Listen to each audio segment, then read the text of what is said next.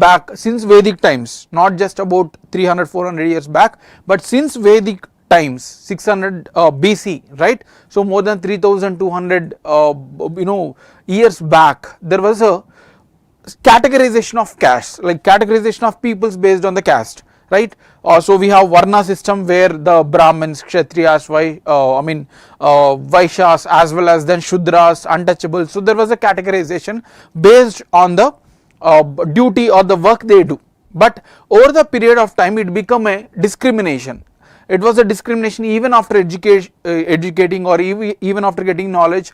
The lower caste was not allowed to enter into the higher castes, right? So it became very rigid. So that's why certain sections, especially those who are at the bottom, has suffered a lot, right? So to overcome this challenge, to make them push to develop themselves, right, the constitution has given certain reservation which is called as a affirmative action, right? So it is like a affirmative action, that means a positive one to push the people who are lagging behind, right? So that is the rationale behind this. Even though our constitution promotes right to equality in terms of education, employment, even in the political case and through the fundamental rights, but still there are exemptions made within the fundamental rights itself.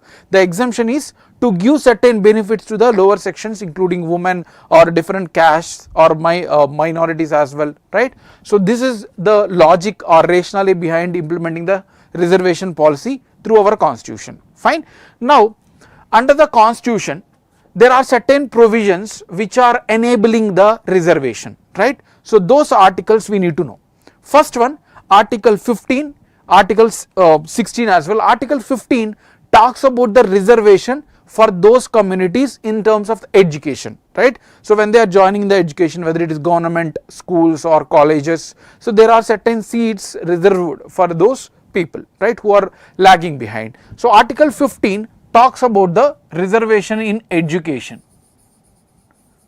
right? Though it actually tells that everyone should be equally considered, irrespective of their any categories, any families, everyone should be given with the equal education. But after adding that provision, just behind that there was one more provision, that if there is a requirement of any reservation, then you can do it for certain sections, right? So this is article 15, and article 16 talks about the reservation for the employment.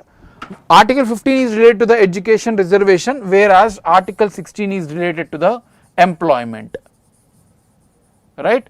So it is related to the employment. These are the two important provisions where government is enabling the reservation to the certain sections of the society based on their lagging behind.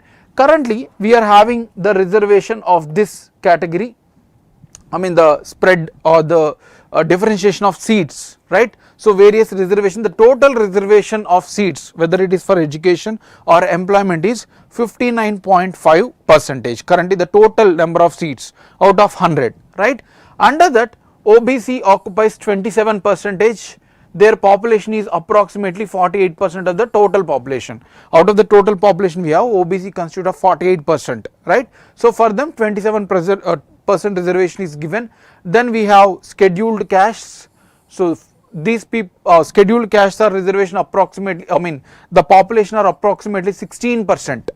The total population, out of the total population, scheduled caste consists of 16% and the reservation is given with 15%. Similarly, scheduled tribes were given with the 7.5% of reservation, right? And then recently, few years before, the reservation also is given for the open category students who are economically lagging behind, right? So this is 10%. Usually our constitution has given reservation with the criteria of socio-economic condition, right? It is not just about the economic criteria, it should be social in the sense in terms of discrimination. We can see even after, like, even MLAs, MPs were discriminated in many places, when they were from lower caste, right? So it is said that the reservation is not economical one, it is also socio-economic thing, right? But now in Janahita case, the Supreme Court has accepted the reservation based on the economic criteria as well. We will see this also, but this is the distribution of reservation of seats currently, whether in terms of education or employment, right? Now, so this is the constitutional provision. Now let's go a little bit more detail about it. When the constitution was framed, so when the Okay, anyone tell me when the constitution has come into the picture, like when the constitution was implemented? The constitution has completed in 1949 November 26th, right? So in the preamble itself you can see that we are adopting the constitution, right? November 26, 1949, but actual implementation came from 1950 January 26, that is called as a Republic Day, right? We are celebrating Republic Day. Now when the constitution was adopted, the reservation was given only to the scheduled castes and scheduled tribes. There is no reservation for any other classes like other backward castes or open category. There is no other reservation. Only that scheduled castes and scheduled tribes were given with a certain part of reservation when the constitution was framed. But later, with lot of review, there are certain castes who are lagging behind. Those are called as the other backward castes, right?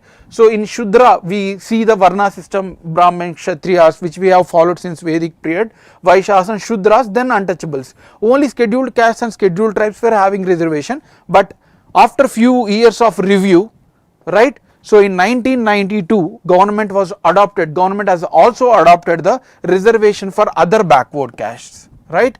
So in Indira Savani case in the Supreme Court, Indira Savani case was the one, right? In this case Supreme Court has accepted the reservation for the other backward caste. Before 1992 there was no reservation for OBCs, right? So only it is for scheduled castes and scheduled tribes, but Supreme Court has accepted it, but it has kept one condition that within other backward castes you give reservation only to those people who are lagging behind in terms of economical criteria, right? So they are fine, they are backward, but within that there are certain people or certain groups which are highly advanced. For them you exclude. So the criteria was economic. Currently 8 lakhs. Any persons who are family is earning more than 8 lakhs, then they are not considered a OBC, even though their caste is OBC, but it is called as the creamy layer. Anything more than 8 lakhs, it is called as the creamy layer. Creamy layer, and they will not have any reservation. The same in case of OCs, the same is applicable to those people who falls under this criteria, whose income, family income is more than 8 lakhs, right? So this was given, and but one more criteria, one is creamy layer which was suggested by judiciary, and one more important provision is that the reservation should not go beyond 50%. For example, there are 100 seats for IIT JEE or you can say UPSC exam, only up to 50%, rest of the 50 seats should be open to anyone. So this is what the criteria it has fixed, along with allowing the reservation in terms of creamy layer, I mean to those who belong to the non-creamy layer, and then also it kept the criteria that 50% seats should be open to anyone, right? So this is the Indira Savani case, and it has allowed this criteria as well. One more thing, many people will come up with these doubts. I have got lot of doubts from this. The criteria is 8 lakhs, fine, anyone whose income is more than 8 lakhs, then they are not under the non-creamy layer, there comes under the creamy layer, they won't have any reservation. But those people, those children whose parents are government employees, right? So there are 4 groups, group 1, group 2, group 3, right, group 4, there are 4 groups classification of government employees.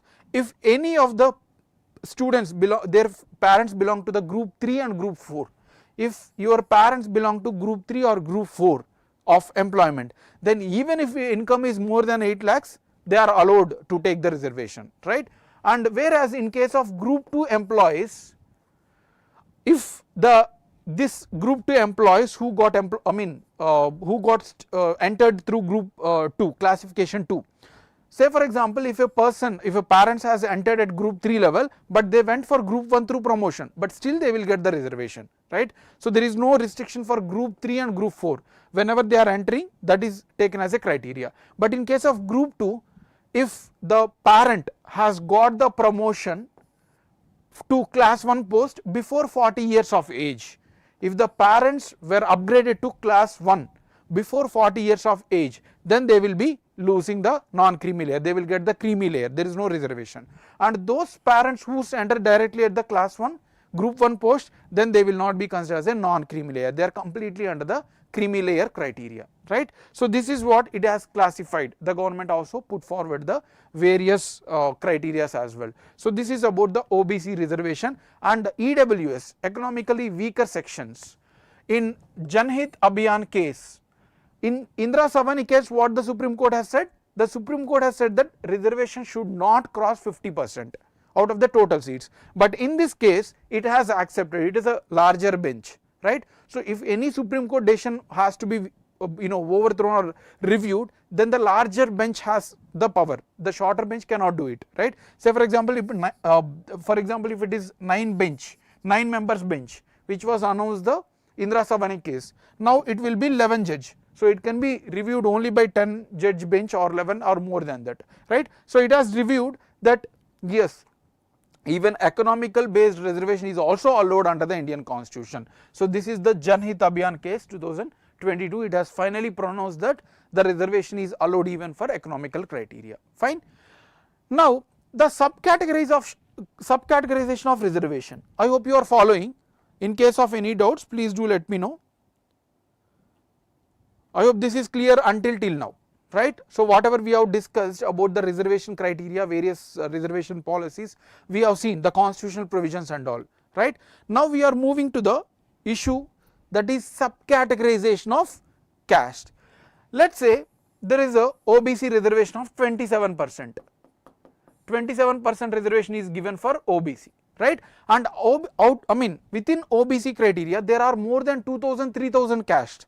There are number of castes across the states, and certain castes has benefited, right? So the data is also we got the data as well. So according to the data that is available, only 3% of castes out of the 3000, 3% of castes, that means very short, has got more than 90% of benefits. That means within OBC, certain castes are already advanced, they are educated, they are well employed, they are doing businesses, but still they are getting the OBC reservation because there is no subcategorization. As of now, there is no subcategorization at the central level. But certain states like Tamil Nadu, Andhra Pradesh, they do subcategorize into BCA, BCB, BCC. So based on their advancement, they have subcategorized the reservation.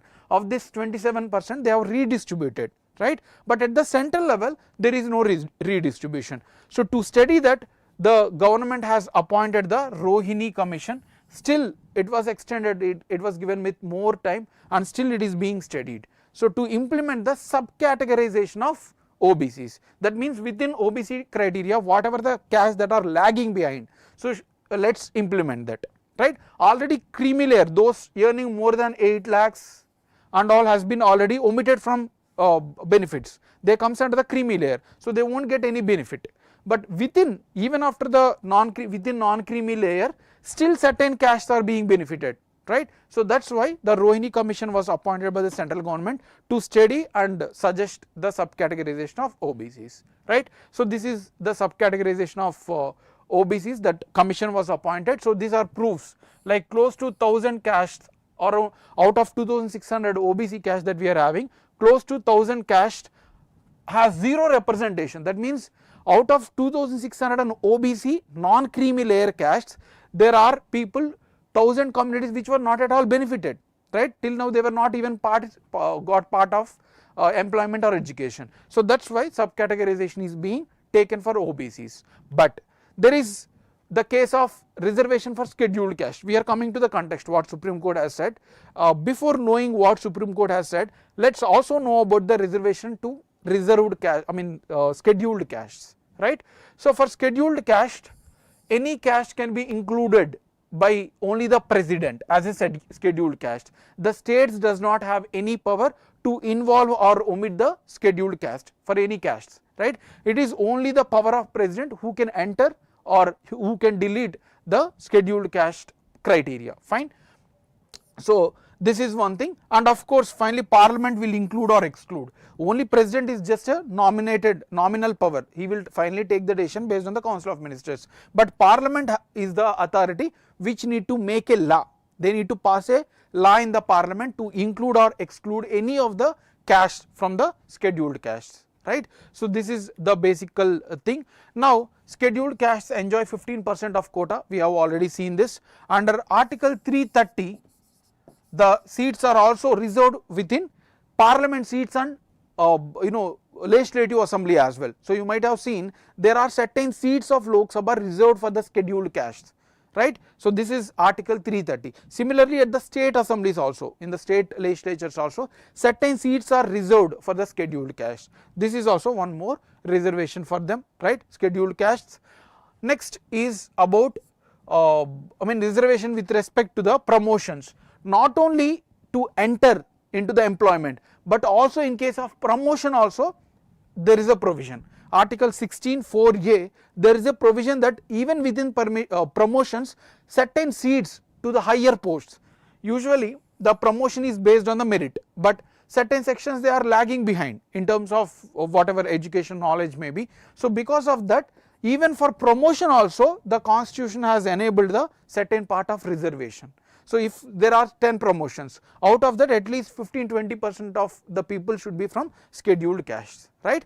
But there is no concept of creamy layer. Now we are coming to the context, like how for OBCs anything above 8 lakhs they comes under the creamy layer, so they won't get any reservation benefits. But even if the scheduled caste people or who got employed and they're economically they are well off, there is no creamy layer at all, right. There is no concept of creamy layer. Everyone should be benefited, even if they are rich people they have to be benefited. So this is what the constitution has given, right. Along with not only for education, employment and Lok Sabha, there are certain reservations also, like in panchayats, municipalities. So these articles you can check in the PDF which we are uploading every day, right. And article 335 also consider the efficiency of administration. So it also put one criteria that okay fine, you are giving reservation to the higher post, but please take care of the administration, it should not be affected. So these are all the constitutional provisions. Now we have just discussed that there is no creamy layer concept in scheduled castes, right. There is no sub-categorization in the scheduled caste. So now for OBCs, yes, states can do sub-categorization. States can do sub-categorization for OBCs, as we have seen in Andhra Pradesh, Telangana and Tamil Nadu. We have sub-categorization of caste within OBC, but there is no sub-categorization in scheduled caste. You can check anywhere in India, in any state, there is no sub-categorization, because that was not allowed by the constitution till now. But now the Supreme Court has pronounced that states can do sub-categorization of scheduled caste, so it is going to benefit. So there is no change of percentage as such.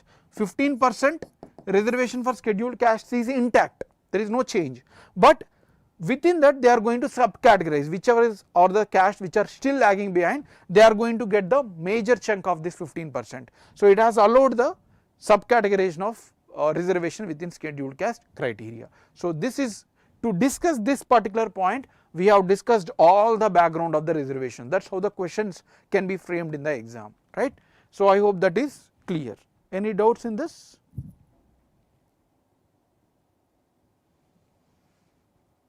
Any doubts in this? Very good evening, Keshav, Srinath. Please do confirm. If not, then we will move to the next article. Okay. So we have discussed a very detailed about the reservation policies in India, whether it is for OBC, scheduled caste, right. So and sub-categorization of reservation, right, creamy layer. So we have discussed everything. Next article is Pradhan Mantri Kisan Sampada Yojana. It is not Pradhan Mantri Kisan Samman Nidhi.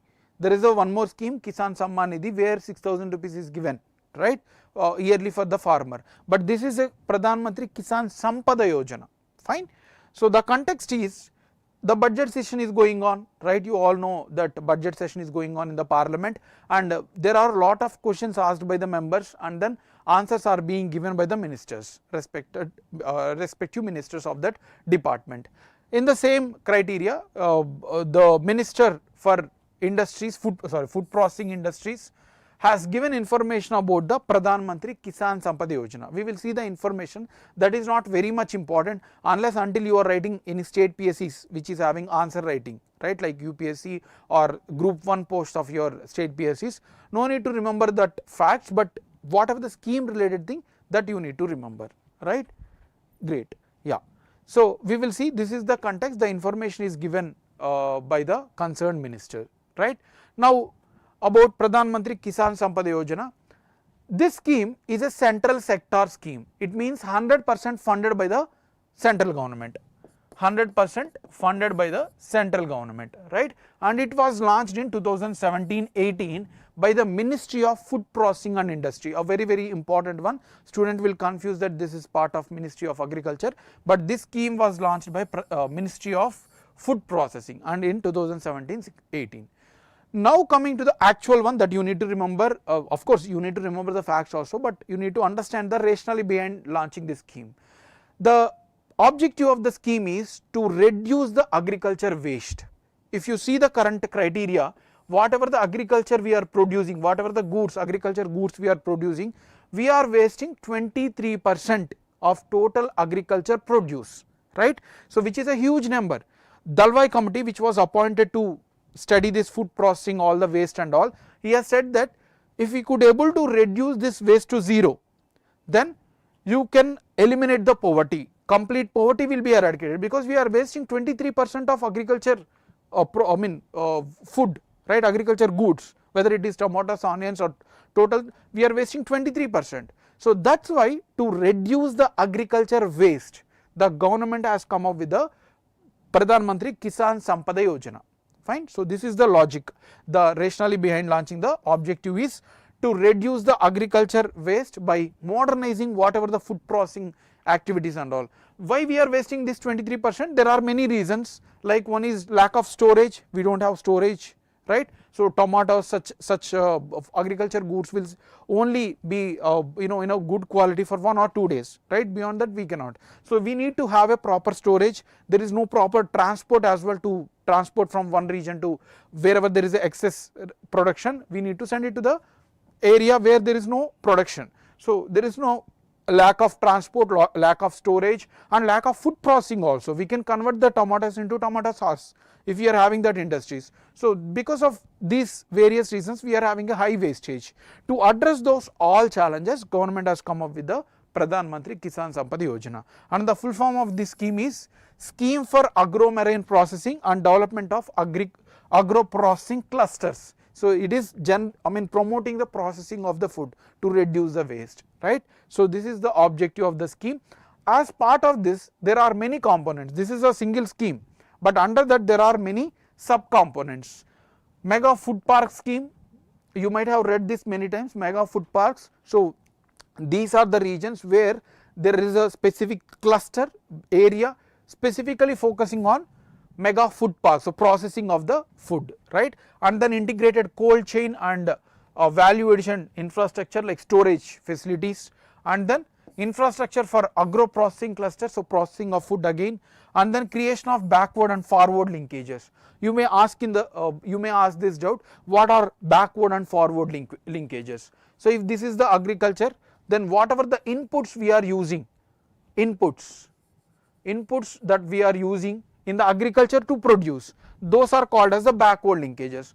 After production, after harvesting, right, after harvesting, then you need to send for transport, right, or storage facility. All those things are considered as a forward linkages. So creation expansion of backward as well as forward linkages is one of the subcomponent, right? Then expansion of food processing preservation capacity, so preservation by using irradiation, food irradiation, various temperatures, all these things are also covered. Food safety and quality assurance infrastructure, so whatever infrastructure that is required. Human resource institutions, that is experts, right? So all these components are the subparts of the food processing scheme, right? Pradhan Mantri Kisan Sampada Yojana, fine. And performance of the scheme, this is what the answer was made by the concerned minister. This is the information that they have given. Many times in the UPSC mains or state PSC group 1 mains, where you need to write the answer, they will ask you to estimate the performance of certain schemes, right, or performance of food processing industry. There you can use this data. If you are preparing for other exams where there is only objective questions, then it is not very important. No need to worry, they won't ask you, right?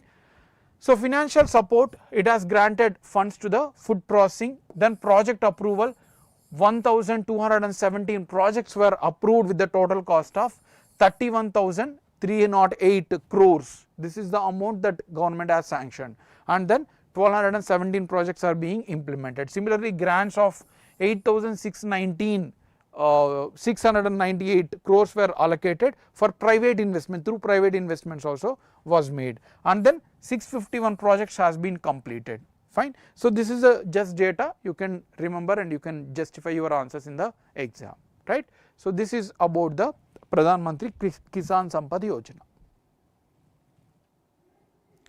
I hope that is clear. A very factual of course, but still there is a objective where you can use, you need to use accordingly, and in the exam also this question has been asked many times.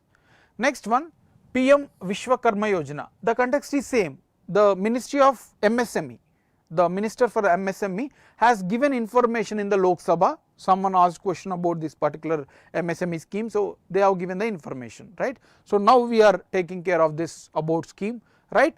So this is launched by the Ministry of Micro, Small and Medium Industries, MSME. Ministry of MSME has launched this on September 17 in 2023, right. So last year only this scheme was launched, PM Vishwakarma Yojana. So from the name itself we are getting some clue, Vishwakarma Yojana.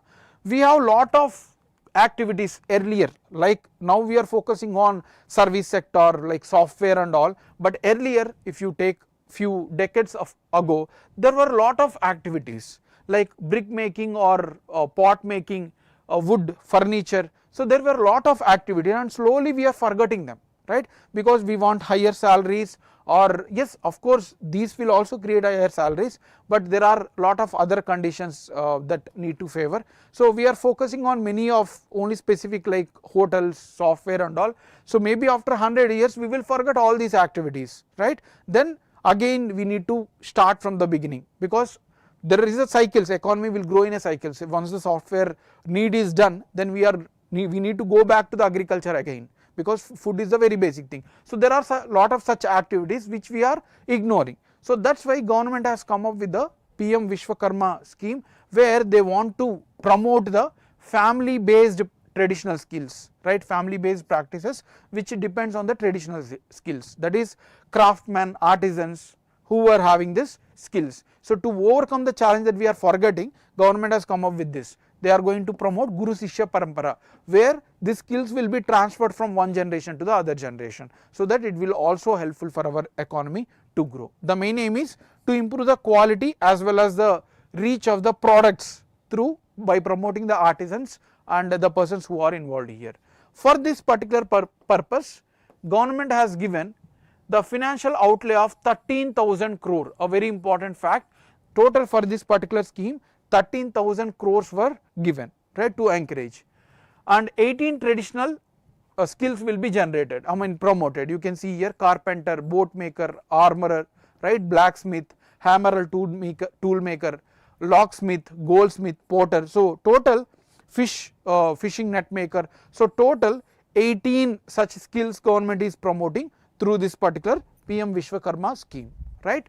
So this is the activities, and then they are going to get PM Vishwakarma certificate and ID card as well, so that these people are well off with this particular skills. So they are going to get the certificate as well as ID card, and credit support up to 1 lakh rupees. That means government is going to give you loan, it is not a free money, okay. So it is not a free money to them, they are going to support with the loans through the banks and all. Government is going to give 1 lakh, 2 lakh loans, and whatever the interest, we need to pay interest for any loans, right, you cannot get the loan without any interest. So whatever the loan that you are taking, 5% of your loan will be paid by the government. So basically government is being guaranteed for the bank, okay, you give the loan, we will pay the interest. So that means your burden on loans are being reduced, as government itself is contributing for 5%. So people will encourage to get into this particular sectors. Along with that, government also is giving the skill upgradation tools whatever required through this particular scheme. So this is the objective of the scheme, and ministry, all the facts you have to remember. Any doubts in this?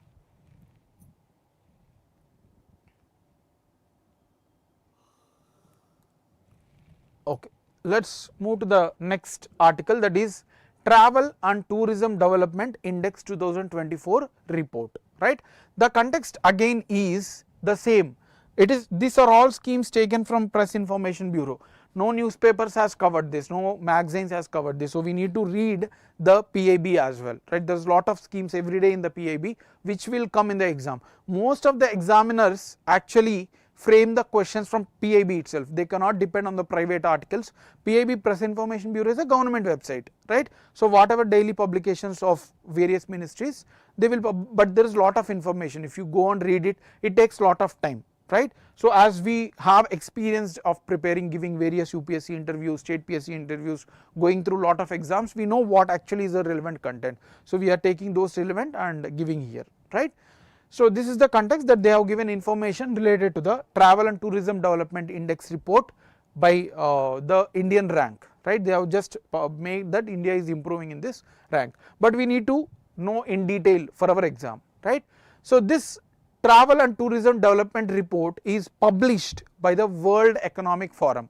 Every year it is published by the World Economic Forum, a private organization, right? But is a very popular one which even collaborate with various governments including India, right? So this is a publication, and for what purpose?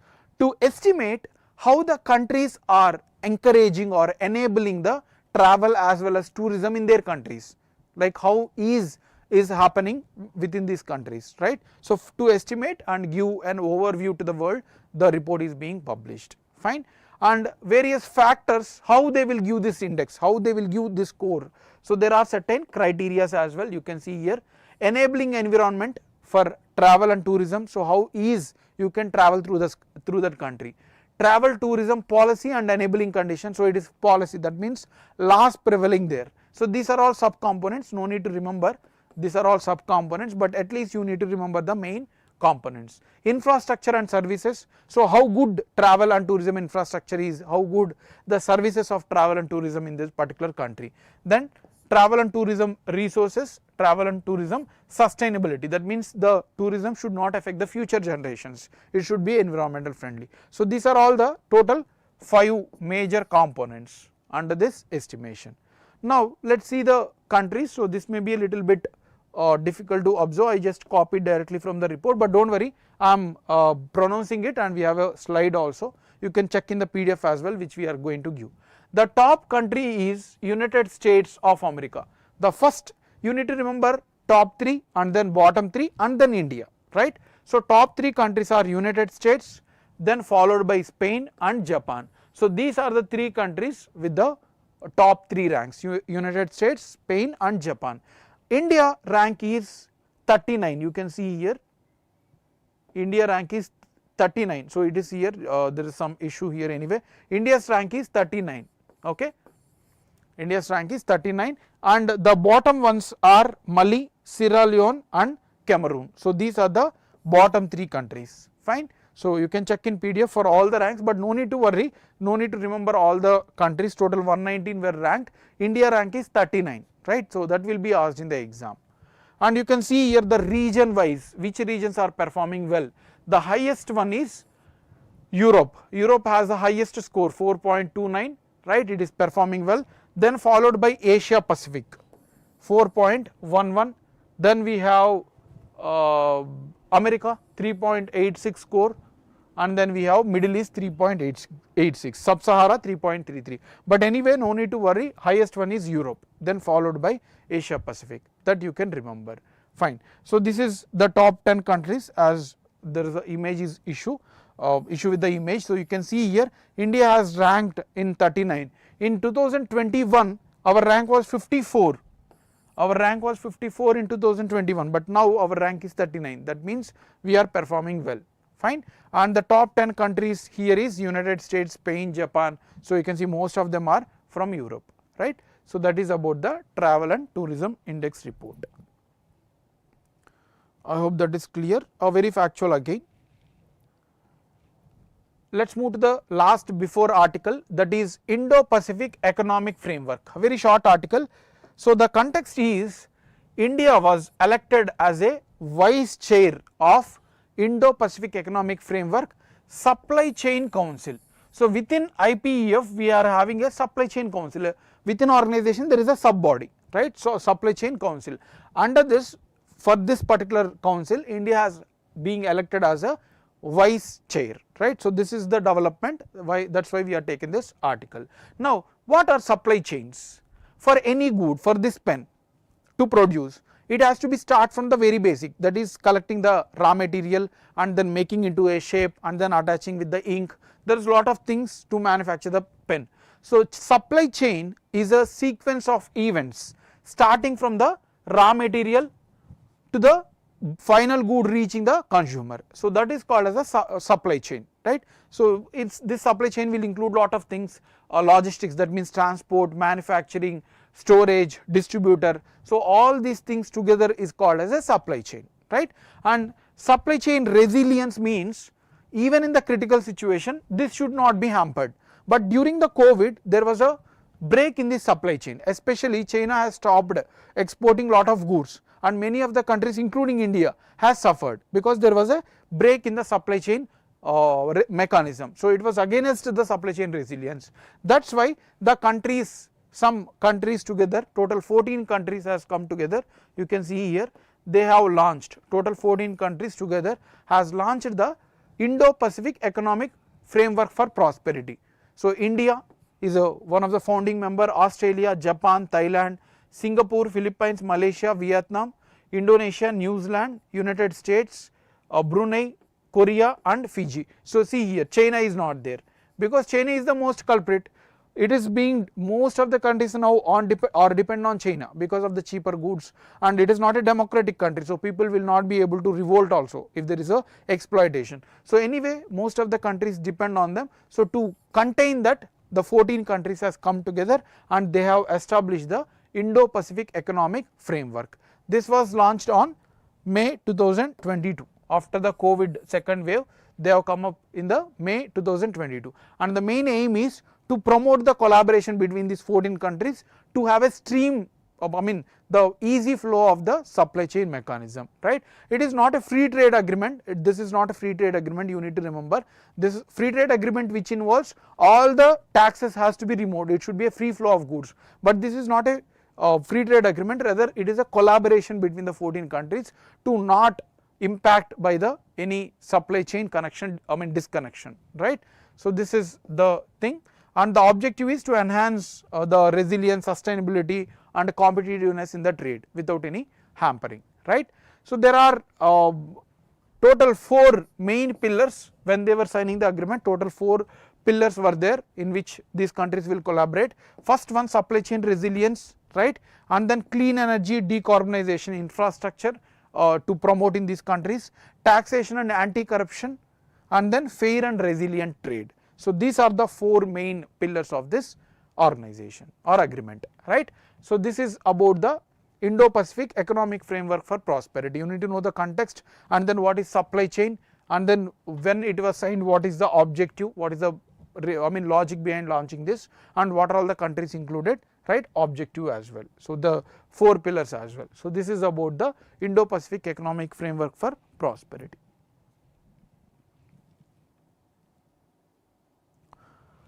Last article, we are moving to the last article for today before seeing the factual pointers. The context, the article is about Food Corporation of India, FCI, a very popular one, Food Corporation of India. Now what is the context, why we are discussing this article? The context is our Food and Consumer Affairs Minister Prahalad Joshi has announced that states means various state governments in India can now directly purchase the rice from Food Corporation of India without any auction. Usually if some, say for example there are many states, Karnataka, Tamil Nadu, Andhra Pradesh, Uttar Pradesh, Bihar, so usually they have to participate in the e-auction, right. So some private player also will be there, there are different states, so whoever has given more money they will get it, but now states were allowed to take whatever they want, right. So without any e-auction, that means the reason is now Food Corporation of India is having a high amount of rice, right, stored there. So they do not want to make store because now new Kharif season is coming, now monsoon has come, so within next 2 months again there will be lot of rice available. So that is why now whatever you want, you come, you tell us how much you want, give us money and then you take it, right. So that is why the minister has announced this, fine. Now what is Food Corporation of India?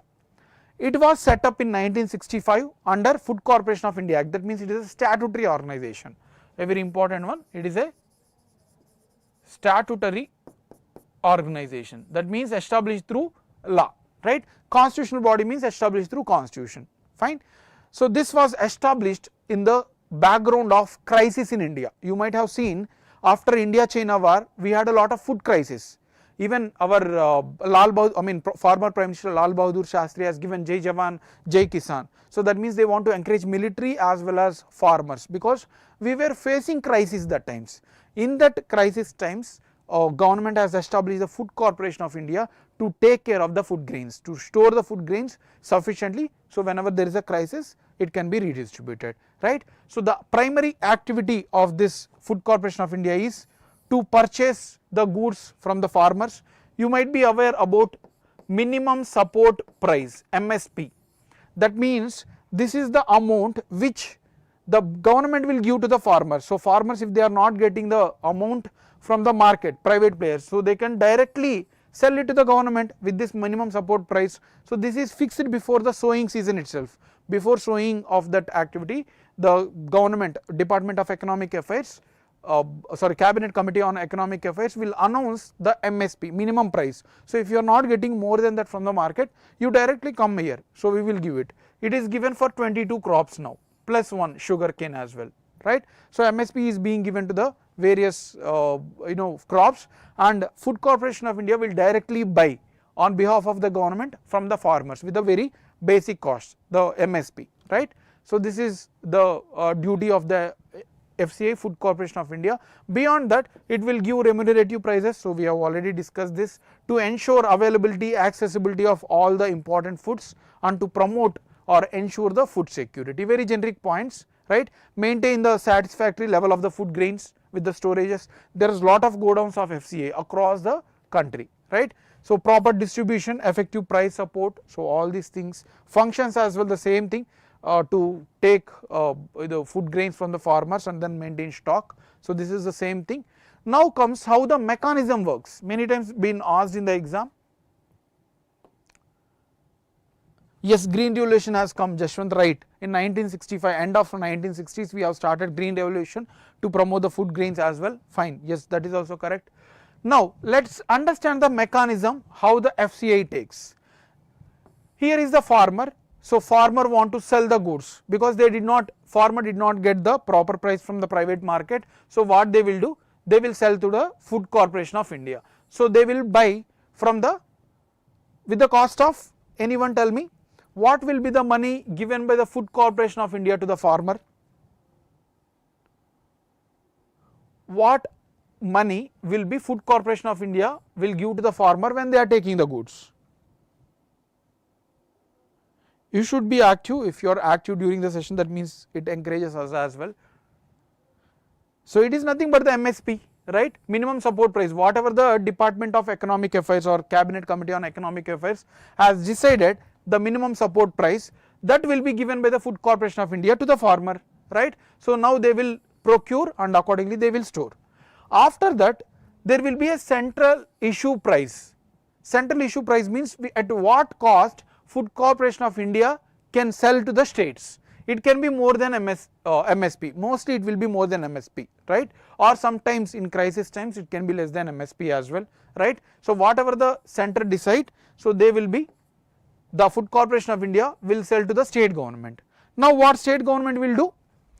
They will give it to the fair price shops, that means ration shops. Fair price shops means, more popularly we call it as a ration shops, right. So in ration shops, the state governments will be distributing. So the duty of distribution lies with the states. This has been asked many times in the exam. Food Corporation of India's role is to procure, and center's role is to decide MSP and central issue price, at what price FCI can sell it to the state governments, right. And finally, after giving distributing to the ration cards or ration shops, the ration shops will be giving to the beneficiaries, right. So it can be of central issue price or it can be less than that. If central government is giving more subsidies, it can be less than decided price of the central issue price as well. Directly through ration shops we are giving it to the beneficiaries. Correct, Jashwant, right. So this is about the Food Corporation of India mechanism. Now what the minister has said? Minister has said that states who want to take the rice can procure at 5 kg of free grain. Usually under the National Food Security Act as well as the Pradhan Mantri Garib Kalyan Yojana, every individual is given with the 5 kg, right. So it was launched during COVID and still been extended, right. So now if the states want to buy this, they can directly buy, it can be buy with the cost of 2,800 per quintal. So this is called as a central issue price, right. So this is the central issue price, and earlier it was 2,900 per quintal, quintal means 100 kgs, right. Now it can be, they can buy at 2,800 itself. So this is what the minister has said, fine. So this again the total cost the central government is being bear on this is 11.8 lakh crores. So this is the data, you can just go through it, fine. So these are all the articles. There are two doubts from the students. Distribution price factor depends on CIP. Yes, it depends on that, whatever the central government has issued. So states can reduce less than that by giving subsidies, right. For example, center has decided 1,000 rupees, right. So if state governments want to make it to for 800, so here they will buy at 1,000, 200 per kg, whatever the state government will bear the burden, and consumers will buy at 800 rupees itself. So it is up to state governments whether they want to take burden or whatever the cost they have bought, it can also give it to directly at that cost without any burden, right. And Jashwant has asked, why cannot states buy directly at MSP? See, there is no mechanism. Under Food Corporation of India Act, it was clearly mentioned that farmers can be procured, I mean whatever the elements procured is for the Food Corporation of India. Even states can do that. There is no restriction that states cannot do that at MSP, they can procure from their own. They can reduce the MSP also, they can increase the MSP also. But state governments does not have infrastructure. The Food Corporation of India has the godowns. So if states want to bring that, they should have a godowns, they don't have, and Food Corporation of India will not accept the storage facility from the state governments. It is a central organization. They will only accept either from farmers or if there is a case of center. So state governments, they themselves has to establish lot of godowns. So it is not available with them, right. If that is available, then states could have been bought directly from the farmers, right, because agriculture is a state subject, fine. I hope that is clear. Jashwant, they can do that, there is no restriction, but FCI can only take for the center, it is of the central organization. In the act itself, it is clearly mentioned that it is only for central government, it cannot store the goods procured by the state governments, fine. So factual pointers now, 3-4 facts are there which are relevant for us. Women Entrepreneurship Program was recently launched by National Skill Development Corporation, not Niti Aayog, rather National Skill Development Corporation. Entrepreneurship means to enable, to encourage the women to participate in the business activities, right. So this is the program, and the aim is to empower 25 lakh women entrepreneurs through skill development, knowledge sharing and all, fine. So for this purpose, NSDC, that is National Skill Development Corporation, is being offer free online self entrepreneurship learning courses. So free courses are being given to the women, right. So this is the program launched. Next one, government has allocated 7,212 crores to the Nirbhaya fund in financial year 2023-24. This was collected from Press Information Bureau, and this is a non-lapsable fund. That means if any fund is allocated by the government to any particular scheme, if the fund is not utilized completely, that will go back to the Consolidated Fund of India. Consolidated Fund of India is a bank for the government, right. So this is like a bank where all the money of government will go. So if this money was not spent on time, that money will go back to the Consolidated Fund of India, right. So that's why this is a non-lapsable fund, and the aim is to enhance the security of women. You might have seen, you might be aware about the Nirbhaya case, how it went in Delhi. So Nirbhaya rape case, how the woman was tortured and killed, right. So because of that, the fund was created to enhance the safety of the woman, right. So this fund is established by Ministry of Finance, but it is managed, or whatever the fund expenditure is done by the Ministry of Women and Child Development, right. Next one, heavy rainfall in the Tamil Nadu region has flooded the Kaveri basin and led to the Krishnaraja Sagar Dam. So if you are a person who has already visited the Bangalore and Mysore region for small trip, this is a very popular dam, especially in the evening. There is a lot of tourism, right? So but now this Krishna Raja Sagar dam has flooded with water, right? So it is in a very dangerous level. Fine. This was established, it was built across Kaveri river, this is also very important, and this was constructed in the name of Krishna Sagar in 1917. He is a king of Krishna Raja Odia dynasty of Mysore, right? So factual thing. Last fact, Indian Air Force is set to host the Tarang Shakti, first ever multinational air exercise. That means it is going to invite many nations to participate in the Air Force exercise. Tarang Shakti is the one, and this is being conducted by Indian Air Force, and it is going to happen at Sulur in Tamil Nadu and Jodhpur in Rajasthan. More than 30 countries are going to participate in it, right? So this is about the factual pointers. Fine. Now let us solve the MCQs about from the discussions that we have made. First question is about Pradhan Mantri Kisan Sampada scheme or Yojana, right? Consider the following statements, and they are asking about the correct statements. Let us see what are the statements. The scheme is under Union Minister for Agriculture, Union Ministry for Agriculture. This is the first statement. It is a centrally sponsored scheme with funding support from both central and state governments. So this is the second statement. The scheme aims to reduce the agriculture waste. So out of these three statements, which one are correct, they are asking.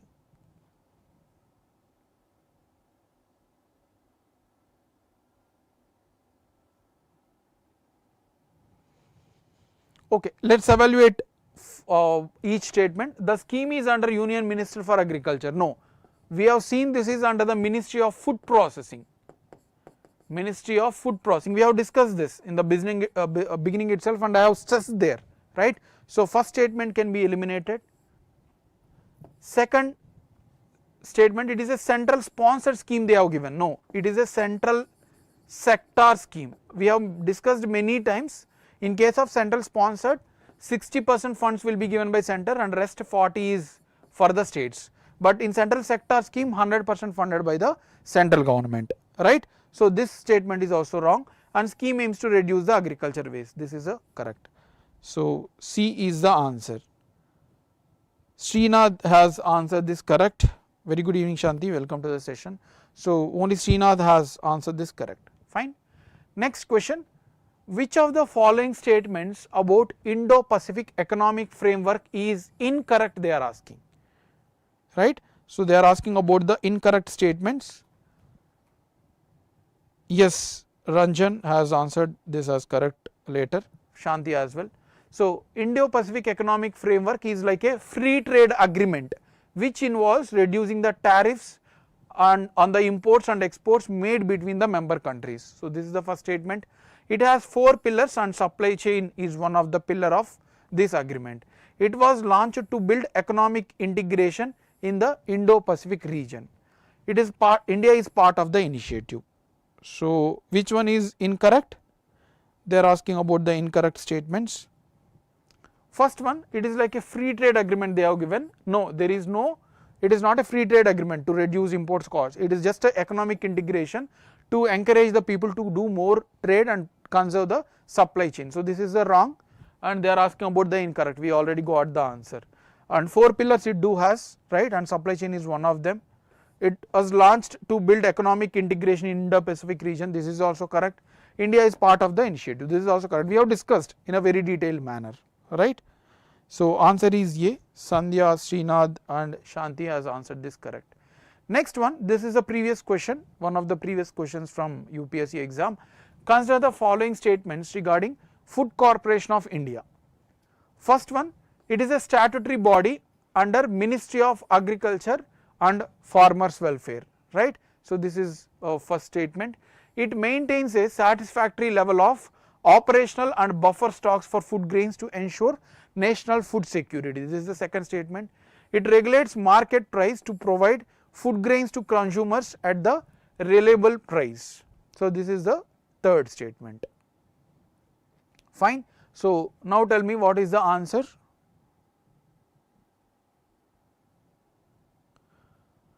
Let us see first one, it is a statutory body under Ministry of Agriculture. So this is a wrong statement because we have seen this is under Ministry of Consumer Affairs,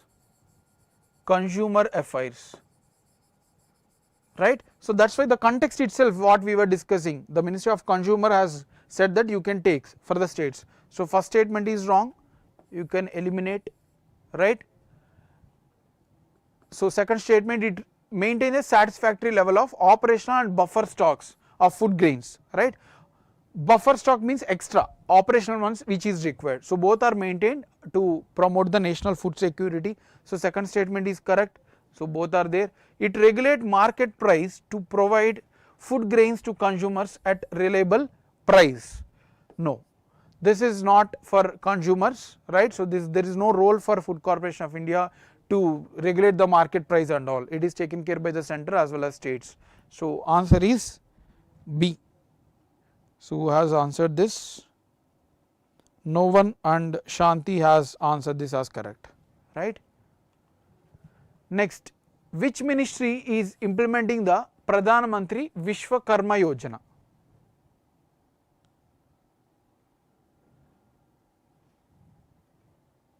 Which ministry is implementing the Pradhan Mantri Vishwakarma Yojana? Ministry of Agriculture, Ministry of Micro and Small Medium Enterprises, Ministry of Skill Development, Ministry of Health and Family Welfare. So very direct question, most of you might have answered this. Yes, it is by Ministry of MSME. Correct, Srinath, Sandhya, Ranjan, Shanti, Keshav, everyone have answered this. Last question from the first article that we have discussed, a very important one. I told you. So which of the following statements about reservation in India is correct? So about the reservation they have given 4 statements, out of that which one is correct they are asking. Fine.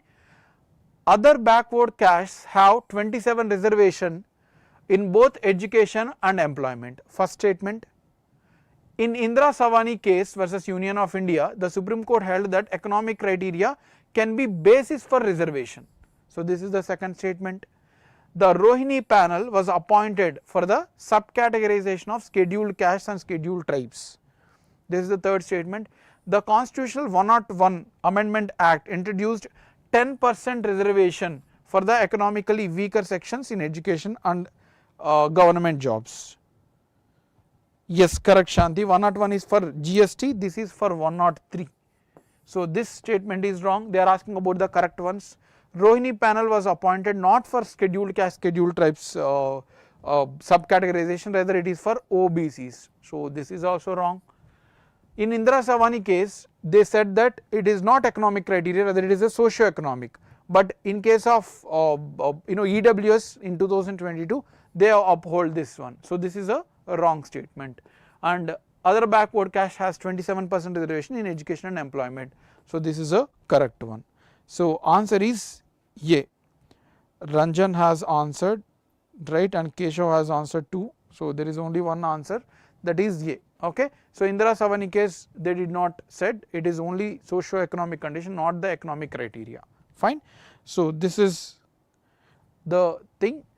So we had a very good session today. I hope we have enjoyed. If you have liked, please do like and subscribe our channel, right. So have a great evening. Thank you.